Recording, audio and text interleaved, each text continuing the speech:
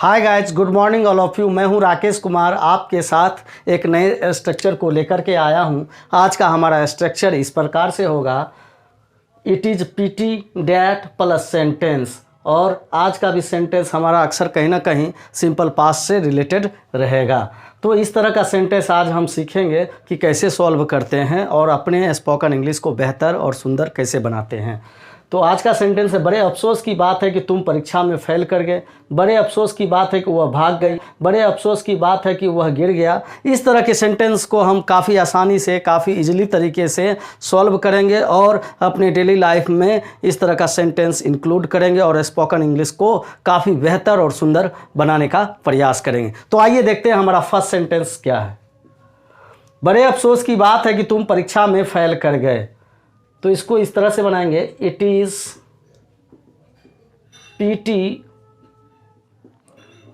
PT that you failed in the examination.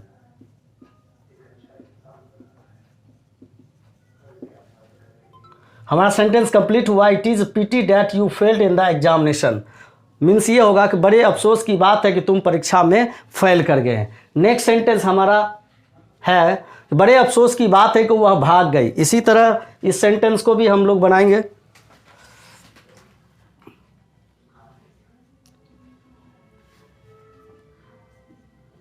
It is PT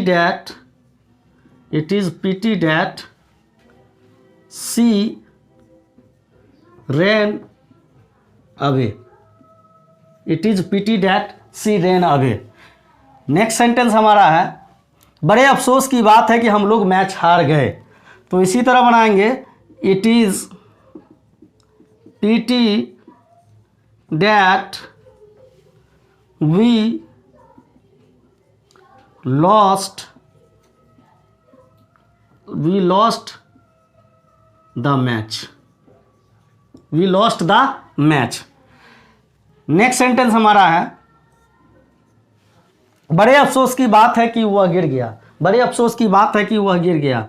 इसी तरह बनाएंगे फिर next, it is pity that C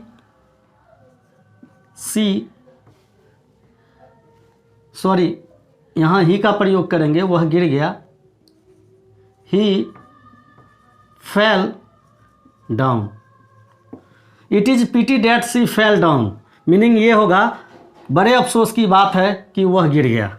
next sentence हमारा है, बड़े अफसोस की बात है कि तुमने मेरा दिल तोड़ दिया। बड़े अफसोस की बात है कि तुमने मेरा दिल तोड़ दिया। तो इसको भी इट से बनाएंगे, it is pity that you broke my hurt. You broke my hurt. It is pity that you broke my hurt. बड़े अफसोस की बात है कि तुमने मेरा दिल तोड़ दिया। नेक्स्ट सेंटेंस हमारा है, बड़े अफसोस की बात है कि वह सब कुछ भूल गई। बड़े अफसोस की बात है कि वह सब कुछ भूल गई। It is pity that C forgot everything. She forgot everything. It is pity that she forgot everything. बड़े अफसोस की बात है कि वह सब कुछ भूल गई। नेक्स्ट सेंटेंस हमारा है, बड़े अफसोस की बात है कि मनीषा पागल हो गई। बड़े अफसोस की बात है कि मनीषा पागल हो गई। इसको भी इट की मदद से बनाएंगे। इसी तरह it is pity that Manisha is gone mad. Gone mad का अर्थ होता है, गो मैड का अर्थ होता है पागल हो जाना। तो यहाँ पे वर्ब 3 का प्रयोग हो गया, गॉन मैड मतलब पागल हो गई। तो हम इस तरह से सेंटेंस भी बनाते हैं, जैसे लाइट चली गई, लाइट इज गॉन, लाइट आ गई, लाइट इज कम। अब जैसे है कि वह पागल हो गई, सी इज़ गॉन मैड। उसी तरह यहाँ पे एक सेंटेंस है, मनीषा पागल हो गई, तो क्या लिखेंगे, मनीषा इज़ गॉन मैड। तो पूरा सेंटेंस हमारा होता है, it is pity that Manisha is gone mad. बड़े अफसोस की बात है कि मनीषा पागल हो गई। नेक्स्ट सेंटेंस हमारा है, बड़े अफसोस की बात है कि अभी लाइट चली गई। It is pity that light is gone now. Light is gone now. बड़े अफसोस की बात है कि लाइट चली गई, सॉरी, बड़े अफसोस की बात है कि लाइट अभी चली गई। नेक्स्ट सेंटेंस हमारा है, बड़े अफसोस की बात है कि उसने मुझे धोखा दी। बड़े अफसोस की बात है कि उसने मुझे धोखा दी। तो बनाएंगे, it is pity that she cheated me. It is pity that she cheated मी। बड़े अफसोस की बात है कि उसने मुझे धोखा दी। सेकेंड लास्ट सेंटेंस हमारा है, बड़े अफसोस की बात है कि कोमल मुझे भूल गई। It is pity that Komal forgot me. Now हमारा लास्ट सेंटेंस है, बड़े अफसोस की बात है कि लता मंगेशकर अब नहीं रही। बड़े अफसोस की बात है कि लता मंगेशकर अब नहीं रही। इस सेंटेंस को हम इस तरह से बनाएंगे,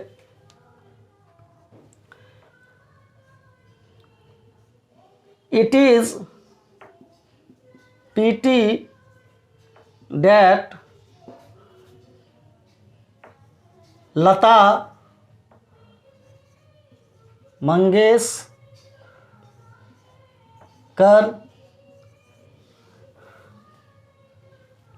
मंगेशकर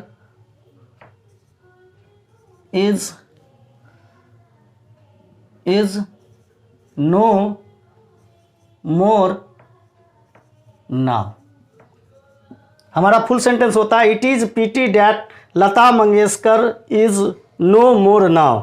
बड़े अफसोस की बात है कि लता मंगेशकर अब नहीं रहे। इस तरह से हमारा सारा सेंटेंस क्या होता है, कंप्लीट होता है। तो मैं इस स्ट्रक्चर को एक बार और रिवाइज करता हूं आपके सामने, और आप अच्छे से समझने का प्रयास करें। तो फर्स्ट सेंटेंस हमारा, एक बड़े अफसोस की बात है कि तुम परीक्षा में फेल कर गए। बड़े अफसोस की बात है कि तुम परीक्षा में फेल कर गए। It is pity that you failed in the examination. It is pity that you failed in the examination. Next है, बड़े अफसोस की बात है कि वह भाग गई। बड़े अफसोस की बात है कि वह भाग गई। It is pity that C rain away.